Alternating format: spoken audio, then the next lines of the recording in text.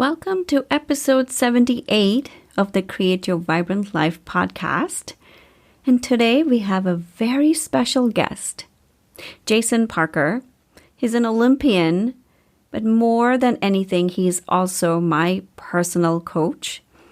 Coaches need coaches, right? And Jason has been instrumental in helping me achieve my goals of reaching more people, creating more impact. And I'm so delighted to share this episode with you all and share his experience and his expertise in this field. So Jason Parker is an international speaker and coach on high performance and the mindset of top achievers. With over 20 years of experience in high performance sport, Jason now helps entrepreneurs and small business owners implement this number one secret to attract more income with less effort. Jason helps people transcend their stuck mindset and unlock their own Olympian within to discover, develop, and integrate the world-class mentality of Olympic athletes and the world's top achievers. After the devastation of missing the Olympics 3 times, Jason realized he needed to be someone different in order to accomplish his dreams. He discovered Olympians and the world's top achievers think, act, and behave differently than the average person and went on a search to unlock these unique distinctions. And he shares a lot of them with us today. The strategies he discovered not only enabled him to win an Olympic medal, but can also assist you to achieve more with less work, helping you finally get to that next level and Olympify your business and life. Jason is an Olympic medalist, husband, and proud father of 2 amazing young children. Next to his wife and kids, his biggest passion is helping entrepreneurs and business owners make a massive positive impact in the world. So without any further delay, here is Jason Parker for you all. Hello, visionaries. Welcome to Create Your Vibrant Life podcast, where you can create the life you desire by tapping into your inner wisdom. I'm your host, Padma Ali. I'm widely known in the field of psychology to create long-lasting transformation. And now, I'm here to help you create the life you desire using a combination of neuropsychology and ancient healing practices. This podcast is for you, evolved, overachieving leader who's ready to unlock your highest potential. I'm here to guide you through a process of self-discovery to be the creator of your destiny. And you can do all of that by just taking aligned actions, tapping into the power of your brain, your inner wisdom, and ancient practices. So stay tuned, folks. I am so delighted you are here. Welcome to the Create Your Vibrant Life podcast. This is Padma Ali. Today I have an incredibly special guest, and I'm so excited to present to you Jason Parker, who happens to be my coach, my personal coach, and we work together, and we've been working together for a while. And it's just such a pleasure and honor to have you here, Jason. So welcome. Oh, thanks, Padma. It is just, I'm so grateful for you having me here because I'm so excited for this. I love to be able to share, and obviously our journey together has been phenomenal. And I can't wait to be able to share some further with your audience. Thank you. And you are so multi-talented. So I'm going to let you introduce yourself. And if you can share a little bit about who you are and what you do, that will be a great start to our conversation, because we have something amazing. You have I'm so excited to share, to ask you questions about you. Awesome. Thanks. Yeah. So for those of you that probably, you probably aren't aware, my background is I'm an Olympic medalist. And so what I actually do now is I work with high potential entrepreneurs, and I help them to establish new belief systems by focusing in on what I refer to as neural performance language. So the specific words and thoughts that people choose and use in their lives that they may not realize is actually programming them for their performance in their results in life. So I do that and help them to be able to transcend any of those limiting beliefs to be able to create higher levels of success. And in essence, my goal with all of my clients and people that I work with is to help them Olympify their lives. Oh, Jason, I love that because that's what you've helped me do. You have helped me. I mean, I was already doing well, and then you helped me really, like, you challenged me so much to grow beyond what I considered my limitation. So, and most of it is with the power of words, and you've caught so many of my words of where I start to limit my own self. So, can you tell us a little bit about how this whole field you got your interest, or what made you get into this? Well, a lot of it obviously has come from a lot of personal experience too. Obviously, I had a really unique and interesting journey to the Olympics. I had a 20-year career where I missed the Olympics 3 times, and we may touch on that a little bit further in our conversation here. But as I went through that process, a big part of it was I started to realize just how I started talking to myself and the words that I was actually using with myself, and then started really to think, we really speak and we think our lives into existence. So we need to be, once you start to realize that, and once you really start to dig into and you pay attention to the specific words and thoughts that you are holding on a regular basis, on a daily basis, and often multiple and many, many times per day, you start to see correlations and you start to see parallels between those words and obviously the results, because like I already said, we speak and think our life into existence. And so one of the ways I look at it is that, and imagine for a second, for those of you that are listening right now, I want you to take a minute. I want you to really imagine. I want you to close your eyes and I want you to think about this. I want you to imagine that every single thought that you think and every single word that you spoke was like making a declaration to the universe. And so not only is it like making a declaration, so you're putting it out into the universe, but now I want you to imagine that every single one of those thoughts and words instantly manifested in your life. Now, the question is, and I'll ask you, Padma, is that so, and I know that you are already aware of this, but once you start thinking about it in that way, do you start becoming more aware and more strategic about the specific words and thoughts that you hold? Yes, it's become I'm so aware now, and it's become even more pronounced since we started working together. And I'm aware of how unconsciously, even in the last few days, it's been very busy. And I found myself saying, oh, I have so much to do. I have so much to do. And then I caught myself this morning saying, what would Coach Jason tell me right now? And it was one of those things that, like, wow, it really is so impactful to stop and reflect on that. I actually wanted to touch on this, even though, we understand the sentence, like we speak our life into existence. Can you elaborate on that and how that has impacted your own life? Like how you created what you wanted to create with that specific process?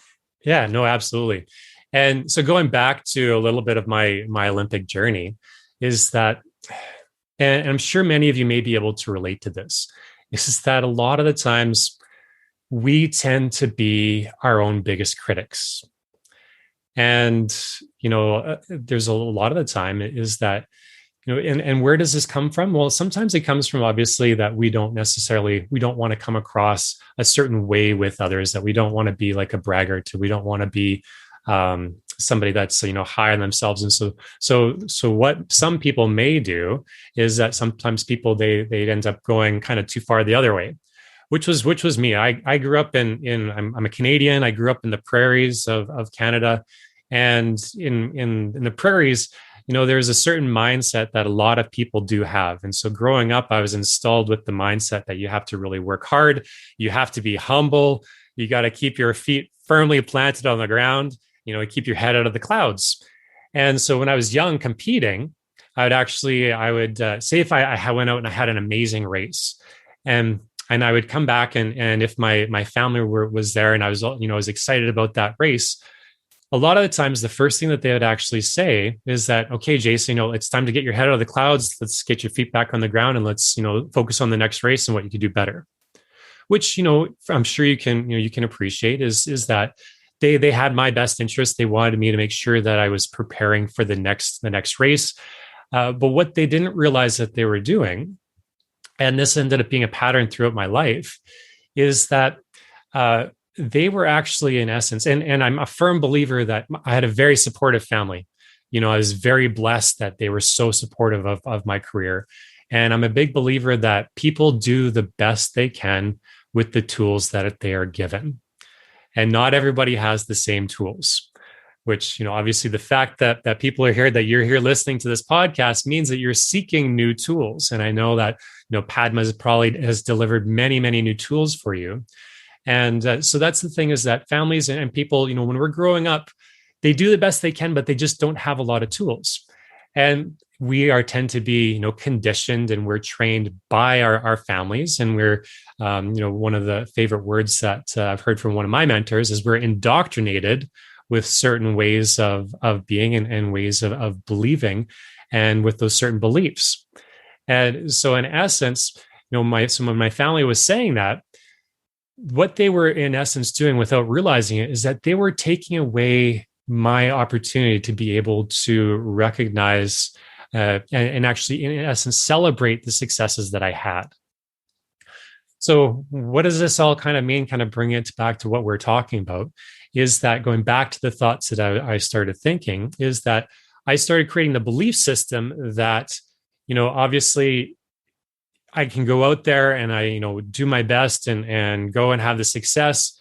But realistically, it doesn't matter how good how well I do or how much success I have, it's never going to be good enough, because I always got to focus on the next thing.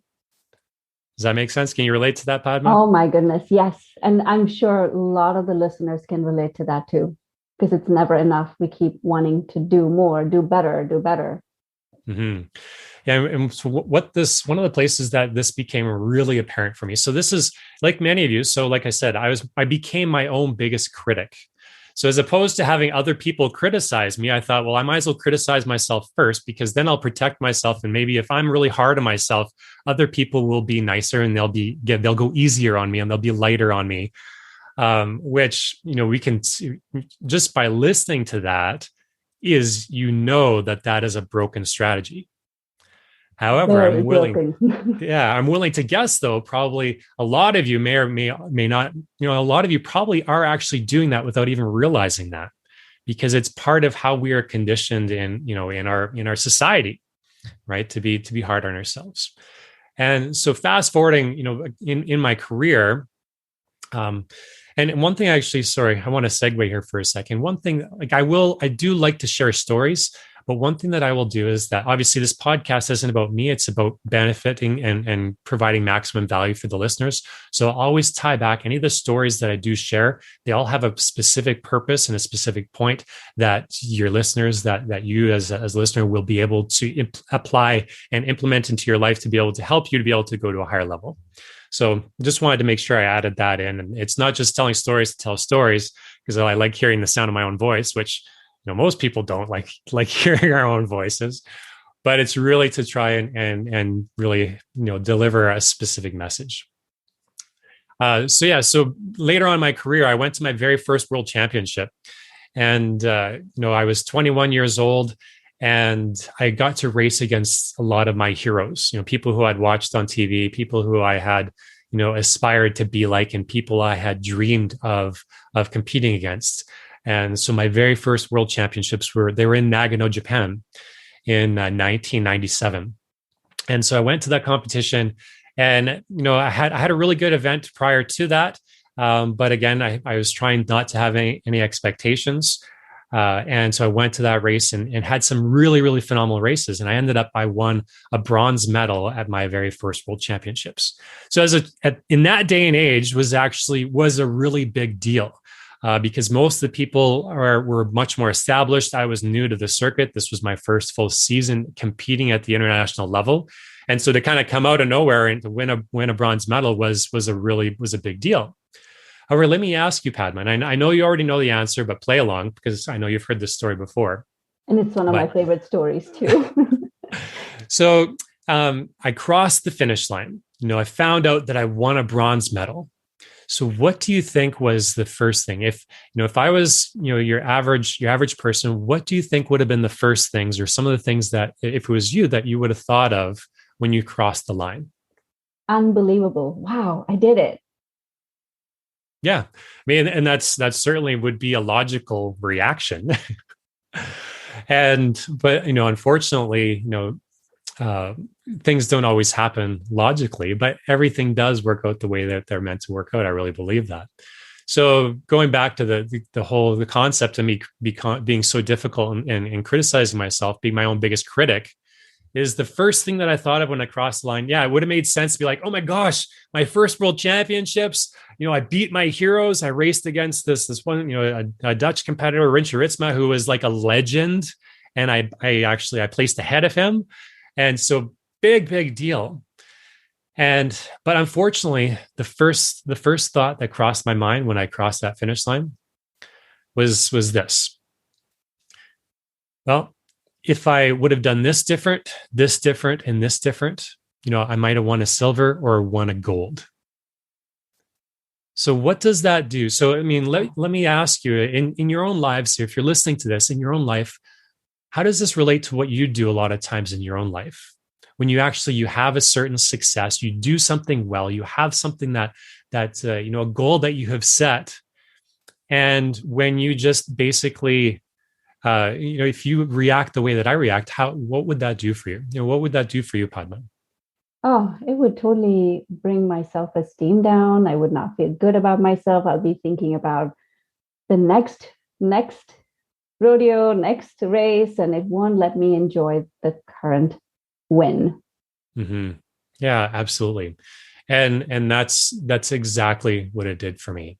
Because so here it was, my first world championships, and I had this breakthrough race that I should have been over the moon with excitement. And in essence, I didn't even think about the success and the achievement. And I didn't celebrate that. I didn't even let it sink in. I instantly went into beating myself up on, oh man, I screwed up here, and I didn't attack this corner hard enough, and I slipped here, and I did all these things wrong. So, let me ask you, how many places in your life, if you're listening to this, how many places in your life where you're focusing on what you're doing wrong as opposed to what you're actually doing right? And so why this is such an important thing, and so bringing this back to a real massive takeaway for you, is that over time, when we are where our attention is. It's one of my favorite quotes from one of my mentors. And so basically, where you focus is where, what you focus is what you create. So if you're constantly focusing on what is wrong, what are you going to find? More wrong things. You're going to find more things that are wrong. And so that was what ended up happening for me. So I burst into the international circuit, won a medal at my first world championships, won a few other medals, and had this incredible success right out of the gate. But here's what happens. So I'm going to give and I know Padma, you're familiar with this, but to give your listeners a little bit of insight, one of the things that I know that you study and I've studied extensively as well is the subconscious mind and how the subconscious mind works.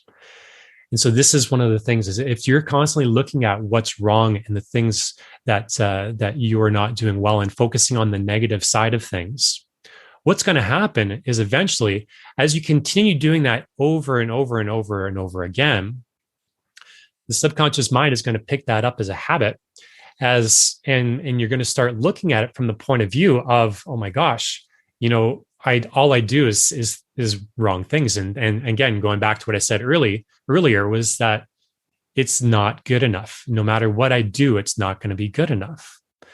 And then what eventually happens too is that, so if you never actually do anything to shift this way of thinking, what in essence you end up doing is you condition yourself for failure and to expect the worst and expect that worst case scenario.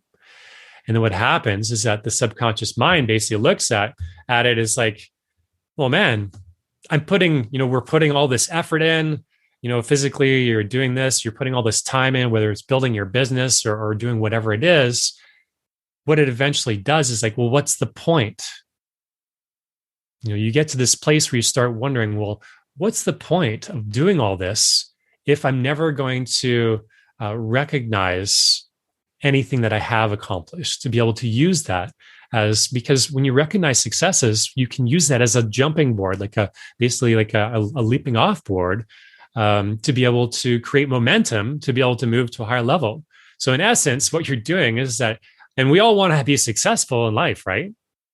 That's the goal. But what we tend to do is that by going this direction, we're in essence, instead of hitting the gas, the accelerator to be able to go towards our goals, we're slamming both feet on the brakes. Anytime we have success, we're basically, as soon as we have the success, we're hammering the brakes and locking it up and coming to an abrupt stop and killing all of momentum moving forward. Yes, and that's one of the main things I've learned so much from you about like how it's so programmed to like put the brakes on. Like I've done it so many times. I'm curious, Jason, like how I'm sure a lot of people can relate to what you're saying. And so how did you overcome that? And how can someone overcome it if they are in that process of pressing the accelerator and the brake at the same time? Mm-hmm. Well, it's one of the things that one of the ways I love to look at it as is that we there's one of my favorite terms when it comes to things like this is that basically you don't know what you don't know. So these are what we refer to as our blind spots. So the cool thing about that is by now that the fact that you've heard this and the fact that, as a listener, that you're listening to this is now, a blind spot. What a blind spot is it's basically something that we're not aware of. It's something that we're not aware of in that moment. And so it's kind of like, imagine being in a really dark room and looking and not being sure what's in the corner. So if you're in a new location and the power totally goes out and there's absolutely no light at all and it's completely pitch black, some people may have a fear of, because they can't see anything and they don't know what's around the corner, or they might not know what's in the corner. But what happens is that if you happen to have your cell phone handy, and I have an iPhone, I just say, "Hey Siri, turn on flashlight," and then as soon as you turn on that light, I have my phone in airplane mode, so it's not going to work right now. But as soon as you turn on that flashlight and you shine light on the darkness, all of a sudden, what was once darkness, what was once your blind spot, no longer exists because you have now shone light on it. So that's the same thing. Now you've actually heard this. Now you are aware that this may be something that you do. This may be something that you need to work on. This may be a habit. This may be something that you've done in your life. But now awareness is always the first step to be able to move forward from it. So that's one of the biggest things, is to be able to move forward from it, is that as soon as you become aware of it, it is no longer a blind spot. So you then can choose moving forward. You can choose to keep, doing what you have been doing and getting the same result. And we all know that's Einstein's definition of insanity, doing the same thing over and over again, expecting a different result. And that's the thing that a lot of people don't realize is it's something that maybe we'll want to come back to later, is we might want to have a little more conversation on intention. Because most people go through their lives with no true intention as to what it is that they want to do. So once you know this, you can choose to be able to do things differently, or you can choose to do things the way you have been and get the same results. Yeah, that is so powerful. And I'm really wanting everyone to make note of that. The awareness is the first step. And I love what you said about intention. I definitely want to come back to that. That is so big. That's so big in creating everything. So tell us a little bit about how you overcame that to winning the Olympic medal. Hmm. And it took Yeah. 20 years. So it took a while. And Yeah. Yeah. It took a long time. But it happened exactly the way it was meant to. As you well know, I'm a big believer that everything happens exactly the way it is meant to, in order to give us exactly what we need in order to either to learn, to grow, or to evolve into who we're meant to be.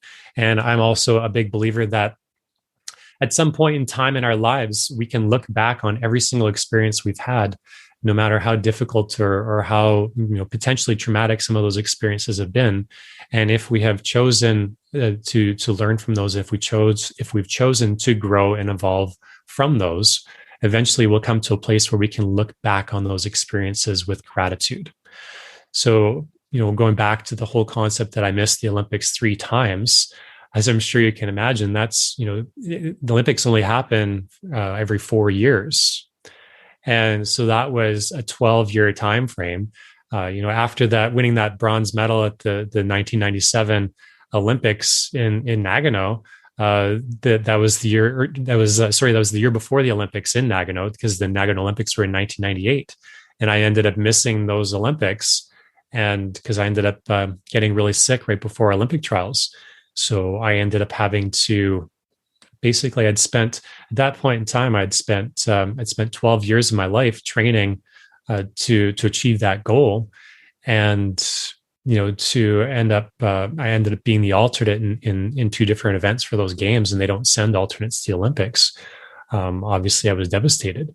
And, just like, a lot of you listening here today, you may have had some challenges with business, or you may have had times where you actually have fallen down, and sometimes it's tough. I had to sit and I had to watch all my friends, all my teammates, all of my the people who I grew up with, the people that I trained and competed against. I had to watch them on television achieve my Olympic dream while I was back in Calgary, Alberta, Canada, in my apartment, watching them. And so from that, obviously we all have a choice in how we move forward with things. And so I chose to continue on. And so fast forward 4 years later, I ended up, it was the Salt Lake City Olympics in 2002. And, things have been going well. And, I came up 7/100ths of a second short, and ended up being the alternate again for the Olympics. 700th of a second. Yeah, 7/100ths of a second. Oh my goodness. Wow. Mm-hmm. And so part of this is that this, going back to the lesson that I needed to learn, is that so here at this point, I was a long ways into my career. And so if we fast forward to 2005, June 2005, this is I'm going to answer your question here of how I actually kind of came through this, how I shifted.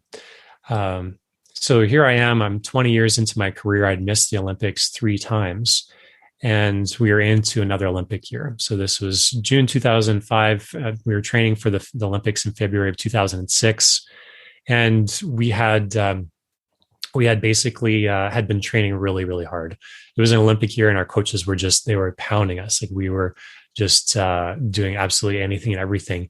Here it was, I had decided that this was going to be my last year, and because I wanted to move on with my life, and whether it was the Olympics were going to happen or not, was based off of my my decisions and choices and what happened in this season.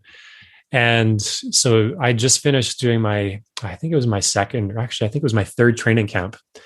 It was June, and I was just, when we're competing, where there's a fine line, just like in life and in business too. There's a fine line between when you are, kind of on that upswing and everything is going well, and you're kind of in that state of flow. You're in that work state where, you're putting in just the right number of hours. You're knocking off your projects. Things are really moving forward, and you're in that stage of momentum. And some of you may or may not have experienced that. Sometimes if you start pushing too hard, you start putting in too many hours, you don't have the downtime, you don't have that time with your family, and you may start feeling overworked, and you kind of go over that edge over that peak of that, you go past that line, and all of a sudden things start getting frustrated and things start getting just not flowing. It's kind of like pounding your head against the wall. It's like the bee that is stuck inside, and it's banging against the glass window. When if it just took a step back and looked to the side, there was an open door right next to where the window was. So instead of banging its head against the glass, it could just back up, take a bigger view, and then fly back out. So I was overtrained, and I was at a point where I was physically, I was emotionally, I was even spiritually, I was just exhausted. And I came to kind of a breaking point. It was kind of like a crossroads. And I know many of you probably experience this too, if you're an entrepreneur, times where it's like, why am I doing this? I'm just not getting the results. I put in too much, and I just don't know if I could do it anymore. And that's where I came to. So this was, the summer before the Olympics, and I was just, I was beat. And I just came to this point where it's like, I've had an amazing career. I've won all these World Cup medals and World Championship medals, and I have done and achieved far more than I ever expected that I would. I did more than anybody actually thought that I would. And you know what? I've had a great career, and I think I'm done. That was the thought that came to me. And I broke down. I completely broke down. And so one of the things that at that point in time, I was very blessed because I had an amazing woman in my life, my wife. She was my fiance at the time. And she had never actually seen me cry before. And so she came I was in my bedroom. I was supposed to be packing because I was supposed to leave the next day to go to another training camp. And I was just at that point where I just didn't feel like I could, put any clothes in the bag to go, because I just came to this breaking point where I was done. That's it. I'm out. I'm like, that's all I have left. I've given all I have to give, and there's just nothing left in the tank. And so she came in, and obviously concerned about the tears that were flowing down my face. And she sat down, she put her arm around me, and she asked what was wrong. And so I told her, and she said, you know what?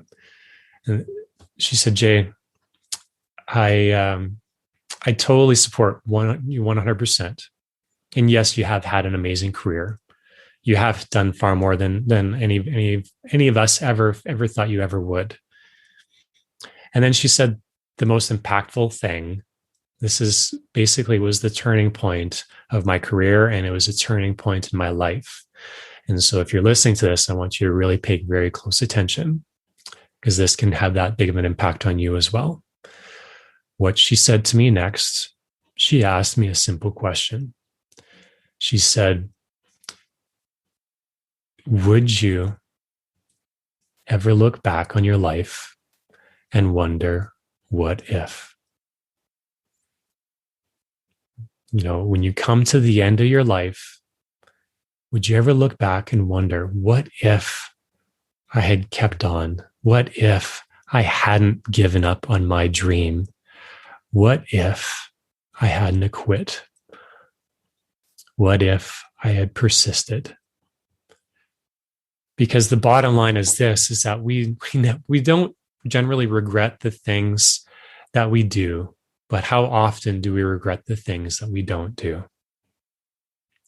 And so it was at that point in time, I started thinking, yeah, I would wonder. Every single day I'd probably wonder. And so I decided to shift my attention from how tired I was and how fatigued I was and how beat up I was. And I chose to shift my attention to, instead of it being, what if, the worst case scenario, what if, I went through my life with that. I chose to change my story, and I chose to look at what if in a different light. And so this ended up being kind of like, look back, and, we all look back on our lives, and there's those points and times where we come to those forks in the road where we could choose the left or we could choose right. For me, one direction was quitting, one direction was persisting. And this whole concept caused me to choose that path to persist and to continue on, because I knew that there was something that there was something that left inside that I had to do. There was something that I was meant to do. And so it stopped, so it stopped being about, worrying about what if I didn't do it. And instead, this is one of the simple shifts that I know Padma has learned, and in the students that I work with, this is one of the simple shifts that can be the most profound shift in your life. So is shifting attention from what if worst case scenario, or what I refer to as what if negative, and shifting to what if positive, what if best case scenario, and stepping into possibility of what is possible. And so at that point in time, so there was a number of, obviously, this was a huge point in my life, a huge takeaway that changed the whole trajectory of my life. So not only did I start looking back on wondering, what if, but I also came up with the concept of looking at what if positive to be able to help shift my attention. And I started thinking about, what if I did have that experience? What if I did keep going? What if I just took it one step at a time? What if I was just present now in this moment right now and focused on making the best of this moment? And that's what I did. So every single moment moving forward, every single workout that I had, even if it wasn't the best workout, what I chose to do is I chose to look at that workout as, how could I make this moment the best I can? Because it's the only time, it's the only thing that exists. The past is in the past. The future that isn't here yet. And that's, the present is a gift. That's why they call it the present. And so I chose to look at that point in time, that moment in time, and chose about what if possible, and made the best case scenario out of every single moment moving forward, knowing that it was the only time, that was the only bike ride I was going to have on June 15th of 2005. That was the only time I was ever going to have that experience. So I was going to make the best of it. So with that, for you listening, is that's one of the things I really want to start challenging you with, is that quite often our fears are directed by what if negatives. Our fears come from fear of the unknown, right? And it goes back to the whole blind spots, is that when we talked about having fear of that thing that was in the dark, as soon as we shine light on it, it becomes, obviously it's no longer as scary. As soon as we start, instead of focusing on what if worst case scenario, what if negative, and we start looking at the possibilities, what does that do for your energy? I mean, even just us talking right now, Padma, is that there's been a shift in my energy just from the fact of starting to shift my attention, just from using those, again, specific words. Because what if can be two of the most powerful words in the basically in language, or they can be two of the most destructive words, depending upon what follows them, right? I mean, how many times have we said, what if it doesn't work out? What if I do something wrong? What if I say the wrong thing? What if I fail? What if I fall down? At the Olympics, but when I went to the start line at the Olympics, there was a moment before I went to the start line, I had a moment of fear. I was like, oh my gosh, what if I fall? What if I slip? What if I'll let my team down? And then there's this whole concept of that we've learned of horizontal thinking, is that as soon as you have one negative thought, they never come alone, do they, Padma? No, they bring friends, and they bring lots of friends, and all of a sudden, so you start going down this path of, it's like, oh my gosh, this could happen, this could happen, this could happen, this could happen. So it's a matter of stopping that pattern of what if negative, and choosing to physically shift, not only shift your body, but shift your thoughts and shift the words to starting to look at what if positive and what if possibility. So that's what I did when I went to the starting line.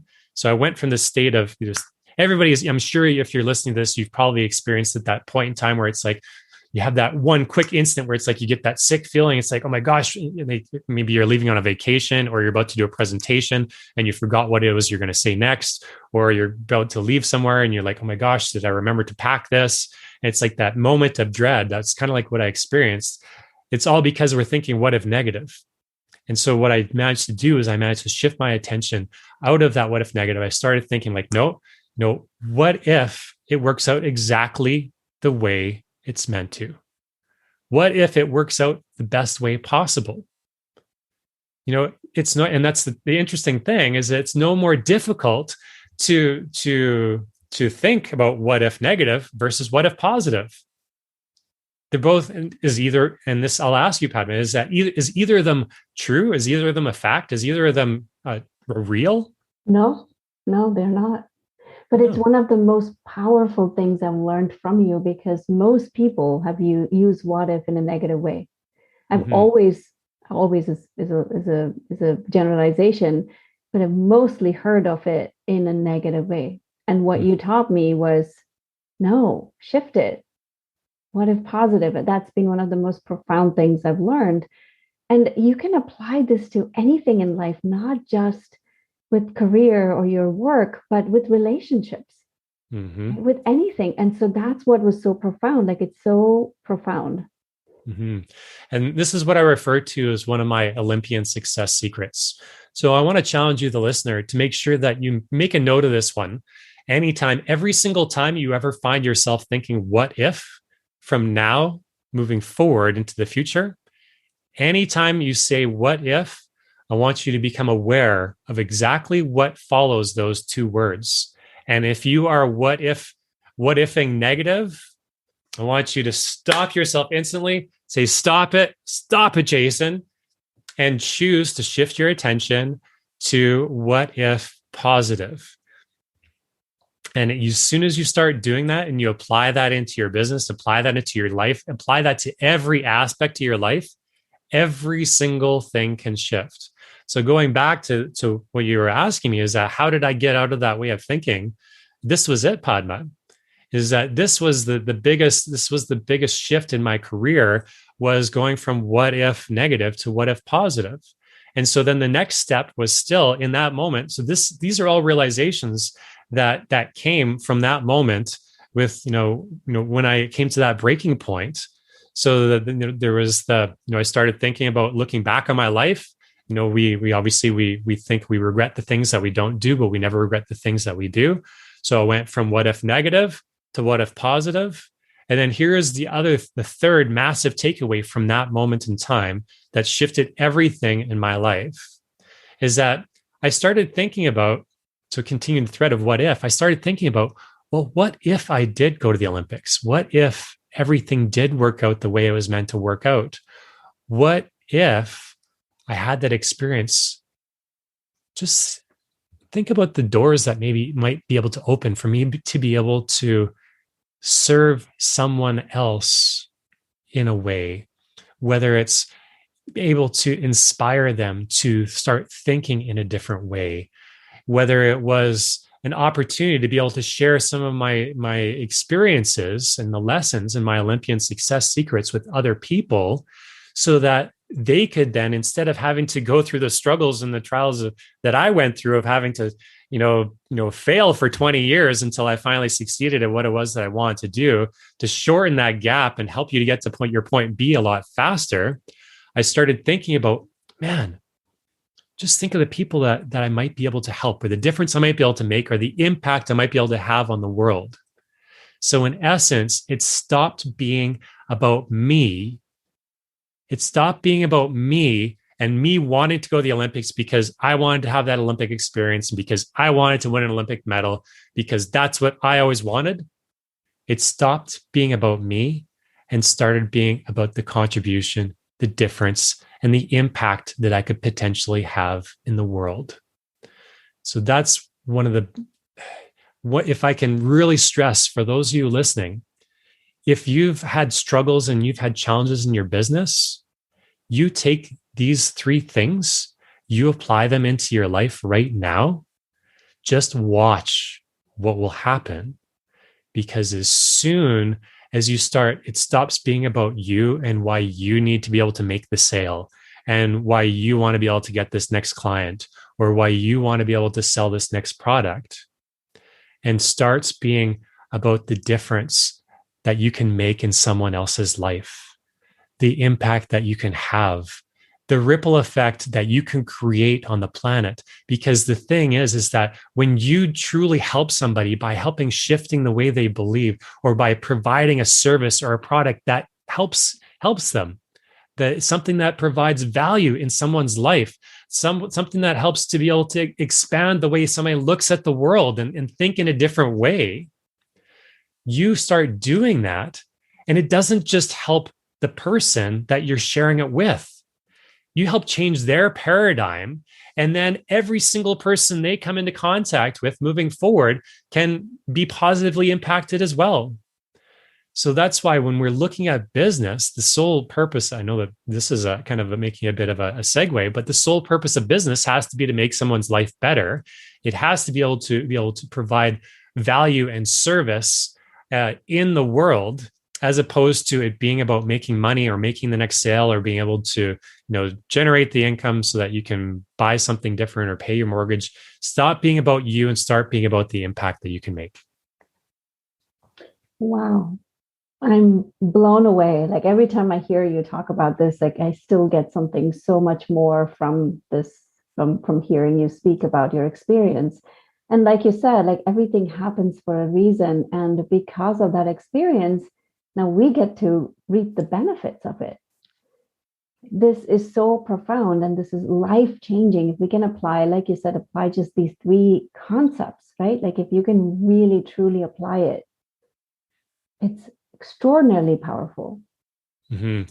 And that's, it's been so, it's difficult to actually put into words how profound it's changed my life and the lives of the people that I've worked with. So that's why, I love being, obviously you can tell I love being able to share concepts like this. But as you well know, Padma, and I'm sure that people listening that sooner or later you're going to realize that knowledge is useless. Knowledge is useless without actually utilizing it. And so and there's a big difference, between knowing something and there's a big difference between knowing, kind of having an idea of something, how something works, or understanding something, and truly knowing it and being able to implement it into your life. So the thing is that, I don't want this to be just another podcast that you listen to and then you go on into your life and just keep doing what you've been doing. The whole purpose of you investing the time to be here is for you to be able to learn and grow and evolve and to be able to make a bigger difference, whether it's for you to grow your business or you to grow your life. So what I really want to challenge you to do is to take these and put them into action. Put them into action into the real world. There's a concept that I know, Padma, you've heard me say before that I want to share with the audience, is that if you want to increase your ROI, you need to increase your SOI. And I know most of you listening, you probably have heard of the term ROI, which is return on investment. The fact that you're here means that you're investing time into being here to learning and growing. And so obviously, if you're investing that time, you want to be able to get a return on that investment. So the way you get a return on the investment is you increase your SOI. And what SOI is speed of implementation. And to give you an idea of how that works is that when I was still training, competing, I had a coach. I had 2 coaches. And so the 2 coaches, when we'd be on the ice and we'd be doing different intervals or we'd be doing laps or whatever, the 2 coaches would be watching us. And so my team, we generally had between 4 and 10 people. So the 2 coaches were watching us train. And after we did every single interval, we'd stop and we'd go and we'd talk to the coaches to get feedback. So just like how when we work together, I give you feedback. You ask questions and I look at some of the things that you're doing and I ask further questions of you and you get feedback on how to be able to move forward in a more powerful and a faster, more effective way. And that's what the coaches would do for us. They'd say, oh, if you did this or if you did this, or if you did this, or you tried to do a little early pressure here, or the coaches would give us instant feedback. So let me ask you, Padma, so when the coach told me that, did I pull out my notebook and or did I pull out my notebook and make some notes and like, okay, go out and make sure that I put, try and have earlier pressure when I'm starting my stride on the next turn. And did I then close up the notebook and put the notebook on the bumpers and eventually put it back on the shelf? No, you implemented it. Exactly. I went out instantly, So the coach gave me feedback, and I instantly went out in my very next interval, and I would focus on the feedback that I received from them. So I guess, so let me ask you, is my speed of implementation high or is it low in that scenario? High. It's very high. Exactly. So let me ask you, for those people that are listening right now, how many times have you read an amazing book and have you just closed the book up and put the book back up on the shelf, never to really give it much thought again? Now, did you get any value from that book? No. And so you invested time. You invested time into reading the book. You invested you invested money into buying the book. But what is the return you're getting on that investment? No, obviously it's not very high. So I want you to really start thinking about think about all the different podcasts you've listened to. Think about all the books that you've read. Think about all the YouTube videos that you've watched. And think about the investment of time that you've put into all those different things. And I want you to really consider, what the cost has been of you not implementing any of these things. And I want you to really start thinking about where could you be now if you actually chose to implement all those strategies. So I'm going to ask you is that now that you've listened to this podcast, now that you've learned some of these principles, and I know these are very basic principles, but that's what I love about them, is that quite often people tend to complicate things. A lot of the gurus tend to complicate information. Whereas my Olympian secrets is that I like to make things simple because simple is implementable. And so now I want you to look forward and I want you to imagine that if you actually take these principles that we've talked about today and you implement them immediately into your life, I want you to imagine where you could be, where could you be 3 months from now or 6 months from now? If every single time you started thinking, what if negative, you're able to stop that, shift your attention, and start thinking about what if positive. Or if you start getting more strategic with the words that you're using. And I know we haven't really got into that very much, but I'm just going to use really briefly. I'll give you an amazing example of one specific word that people use very, very often that is extremely destructive. And that word is try. This is one of my favorite words to unpack with people. So, and let's unpack this for a second, Padma. So, and I know that you already know this, but for the listener, if you're listening to this right now, obviously, if you're driving, I know that you can't do it, but if you are not driving, I want you to look at something in your environment. If you're in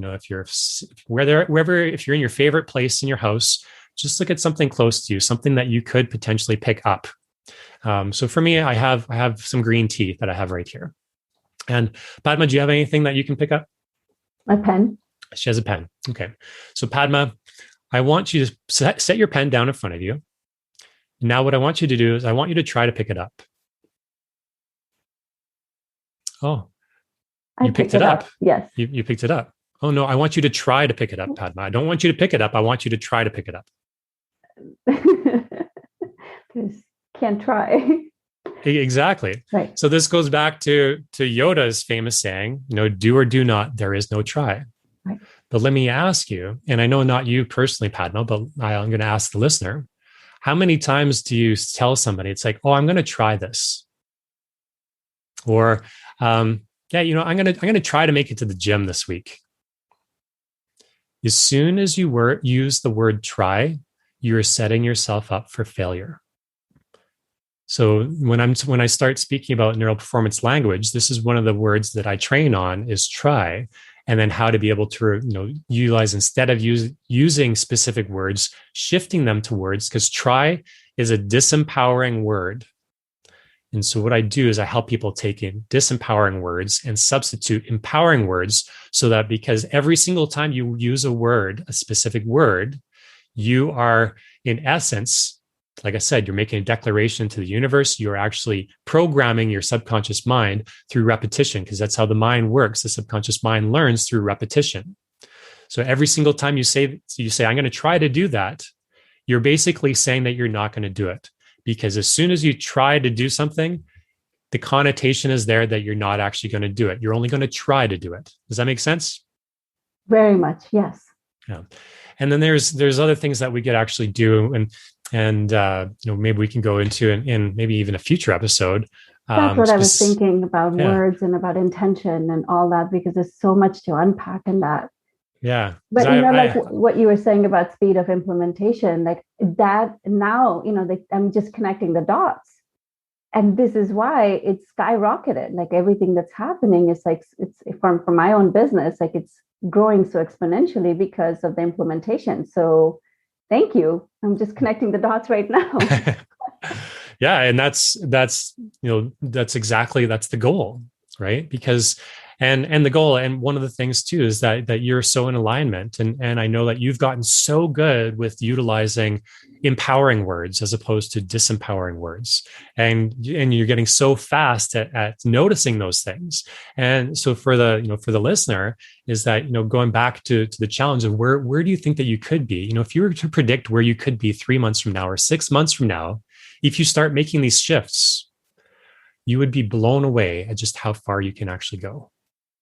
And on the flip side, if you choose to keep doing what you've been doing, you choose to actually just allow this podcast to be another thing that you listen to, another bit of information that kind of went in one side and went out the other side, and choose to not take any action with it, where are you going to be? Where are you going to be 6 months from now at that point? And a lot of people will say, well, I'll be, in the same place. And obviously, as you know, no, you're not going to be in the same place, because you will have wasted that 6 months of time where you could have been growing, you could have been evolving, you could have been making a bigger impact, you could have been growing faster, you could have a stronger identity, you could actually be a more powerful person, you could have better relationships. There's all these things that could happen if you choose to implement now. So I'm going to challenge you to implement these strategies now. And yeah, that's been, I have no idea how long we've been going for Padma. How are we doing on time? Yeah, I think we can. I would love to have you come again for another episode if you're open to it, because there's so much. Even there's so much nuggets you've given our listener to implement, and like you said, these are such powerful. Even just taking notes of it and putting it into action. In fact, I'm going to invite people listening to implement it and share with us. Right, the impact that's had, even just seeing the impact it can have on other people. Like that was one of the big things that helped me shift out of my limitations, because I started thinking about the impact it can have. So everything I'm doing now, the impact, the ripple effect on my clients, on people, on my family, everything. It's changed everything for me. And so I am really inviting people to put it into action now, like you said. Mm-hmm. Well, and to that end too, is that one thing that that also, if you've got value from hearing this content, if you're listening to this and you've actually received value from it, one of the best things that you can do is you could actually share this with others. Because it's like, just think of how many people are probably feeling exactly the same way as you. How many people have these different challenges, these simple strategies that they could implement in their lives that they don't know exist, because you don't know what you don't know. So, and now that we've shone the light on that blind spot of that corner for you, just think of all the other people that you could help by helping shine that light on for them too. So yeah, so I'd love, obviously challenge you to share this with them and tell people about it. Because one of the things that I find too is that, if you want to make a difference in this world, if you truly want to make an impact, it's a matter of you put value out into the world and you share value with others. So when there's things that have had an impact on you, if you choose to not share it, you're kind of doing a disservice. You're holding the world at a lower vibration. So anytime you come across something that has changed your life or has had a positive impact, it's in essence, it's almost our moral and it's like our ethical responsibility to share, because right now the world needs inspiration. The world needs positivity. The world needs these sorts of tools, because right now with I don't know when you're listening to this, but right now we're still in the midst of a pandemic and people are experiencing challenges. And by using these tools, you can help shift people. You can help them to shift themselves out of certain ways of thinking right now that can truly have a bigger impact in the world. Jason, thank you for sharing that, because this is one of the main reasons I wanted you on this podcast, because you made a huge, tremendous difference in my life. And it's impacted me in profound ways that I don't even have words to describe. And so it's such an honor to have you here and share you with everybody. Like I can't, like I really hope people get in touch with you and find ways to work with you, which brings me to, how can people find you? Yeah, I mean, that's great. Thank you so much, Padma, for this has been just an amazing conversation, and I do look forward into the future having another conversation and sharing more information, because obviously this is only a couple of my Olympian secrets that I love to be able to share to have an impact on people's lives. And thanks. Yeah, if people want to be able to follow me, there's a number of ways. You can go to jasonparker.co. So Jason Parker, just JASON Parker.co, not com. It's .co. And I'm going to give a gift for anybody that if you've got value from this and you'd like to be able to go a little bit deeper into this information, I'm going to share a little bit. I can share a little bit more information. Obviously, we've just scratched the surface of neural performance language, and I've only actually shared the one word and haven't even fully unpacked it yet.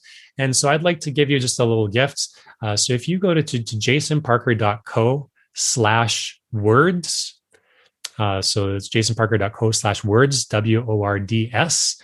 I'll give you a little gift there that will help you to be able to go further down the rabbit hole, because obviously I know that you're wanting to be able to go to that higher level, or else you wouldn't still be listening here. And that is my goal. Like, my intention is I just want to be able to help people grow. I want to be able to help basically people to live Olympian lives. People go to that higher level and live lives that they love, instead of people just going through life just to go through life. Because how many people have you come across, Padma, that basically they get up and their intention is to just survive the day? So right? Many. Yep.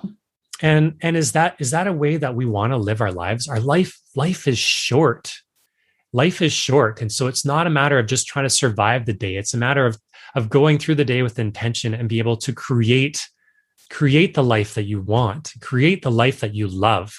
And so that's what my goal is. That's what my intention is, to help people become impact driven and operate from that place of, it's not about me, it's about the impact that I create in the world. So go to jasonparker.co. You can also follow me on Instagram at Jason Parker Speaks.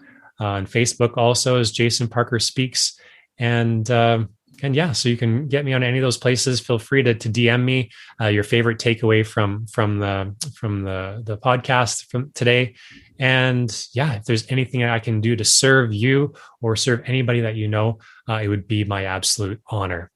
Oh, thank you so much, Jason. I'm so grateful for thank you for your time and your wisdom. I know we covered barely anything. I can't wait to interview you again in a few months to share more of this amazing nuggets.